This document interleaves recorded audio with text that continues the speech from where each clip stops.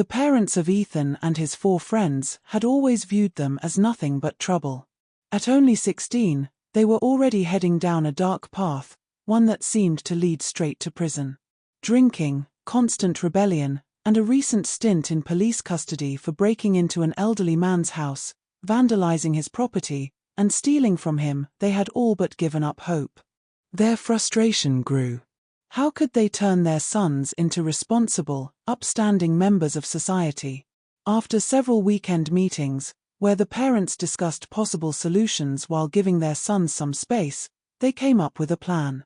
It took a month to finalize the details and another month and a half to prepare. But today, the waiting was over.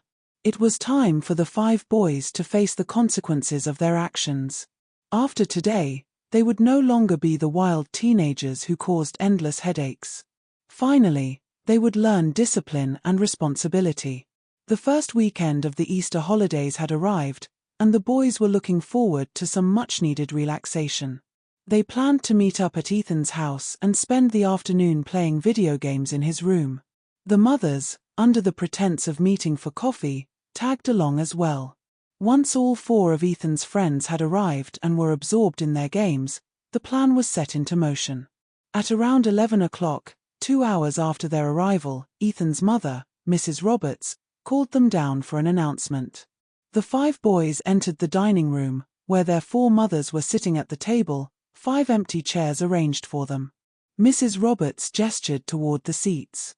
"Sit down," she said firmly. The boys obeyed, waiting in silence as their mothers stared at them.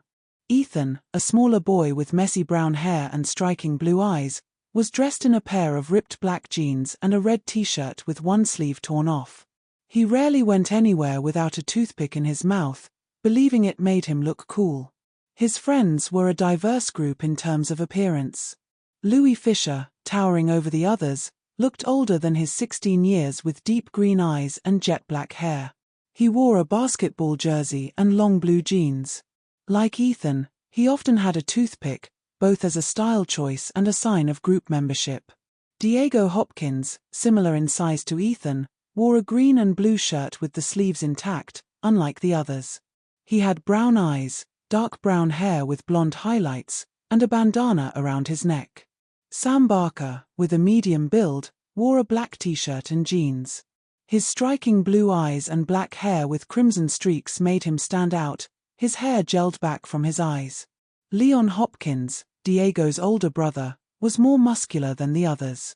Initially excluded from the group, he earned his place after violently defending himself against a bully.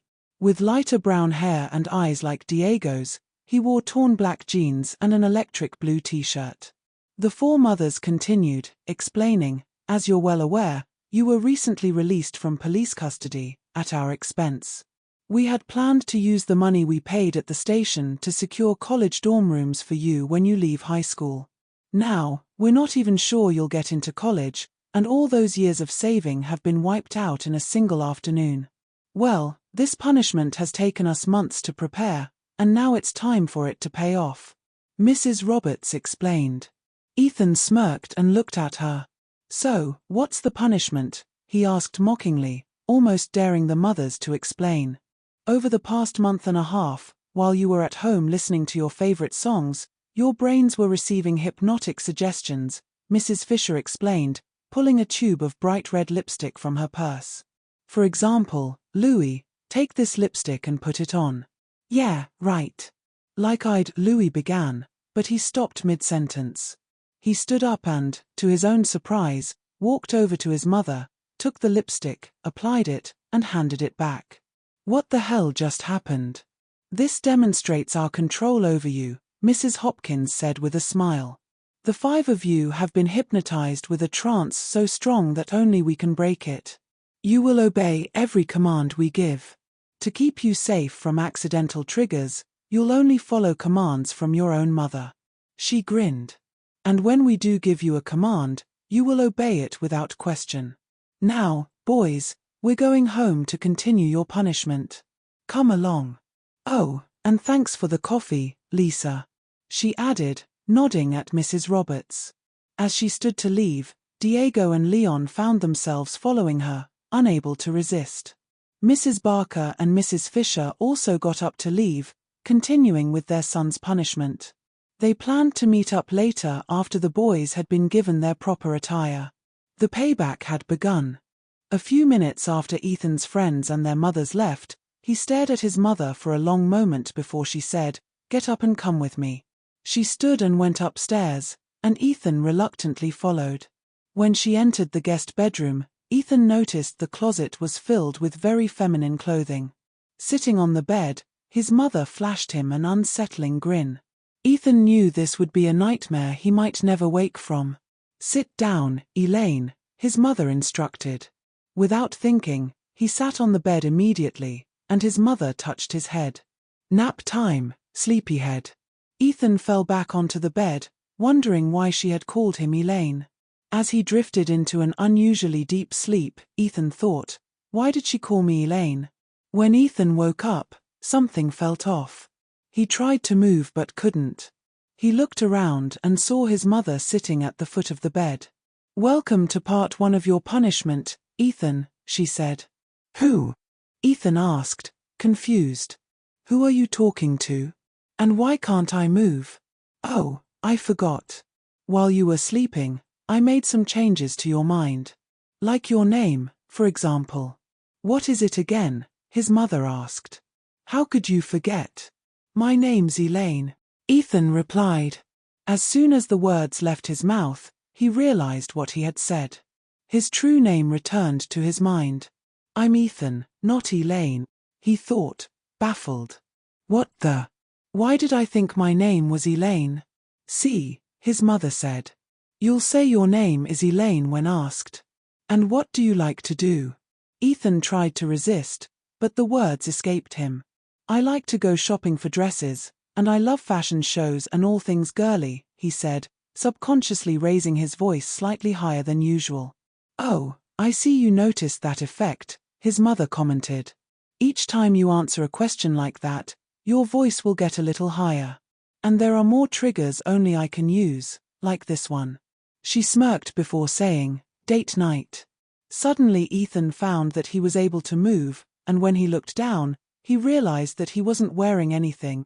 He ran into his room and pulled out one of his favorite outfits, a black halter top with matching miniskirt, and black panties. He finished the outfit with a pair of black boots. He put them on, and walked back to his mother with no trouble. He paid little attention to the fact he was able to walk incredibly easily in the boots. "Nice outfit, Elaine," Mrs. Roberts said snidely. As soon as the name Elaine was mentioned, everything rushed back to Ethan. "Why did I put on girls' clothes?" he asked. "Simple, once again it was a part of the reprogramming. Whenever you get dressed, do your hair, and the like, you will enter what I call Elaine mode. During that time, you will think that your name is Elaine and you will instantly know how to do things like put on makeup, and how to put on girls' clothes. That will last until either you realize that you are a boy, or unless I release you manually. Oh, and every time you do something wrong, Elaine mode will activate again. However, you will be a young version of Elaine than before. 10 times, and you'll think that your name is Elaine, and that you're 6. His mother explained, finishing with an evil smirk.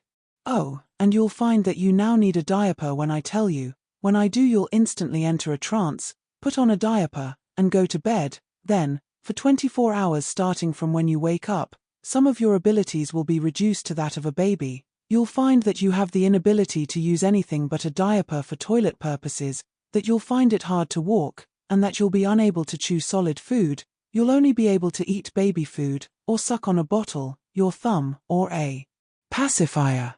You'll also be unable to wear boys' clothes during the day. Doing so will result in you experiencing what I call punishment mode.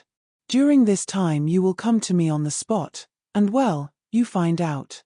I'll give you a chance with that, until you put on any item of boys' clothing or boys' toiletries, such as deodorant. You will not enter Elaine mode automatically," she said. Ethan, seeing this as a chance to escape, ran to his room and took out a pair of briefs. There was no way he was going through with this. He swapped the panties he was wearing for briefs, and as soon as his hands reached for the next item of clothing he was going to try making his escape in, he instantly froze up and walked back to his mother. When he reached her, He stood still in front of her. Although he tried to resist, he couldn't stop himself from saying, "Mommy, I've been naughty, I need my punishment."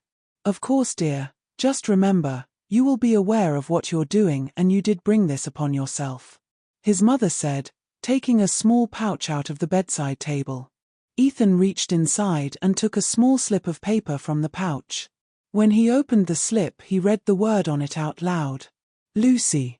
Oh, I like this one," his mother said.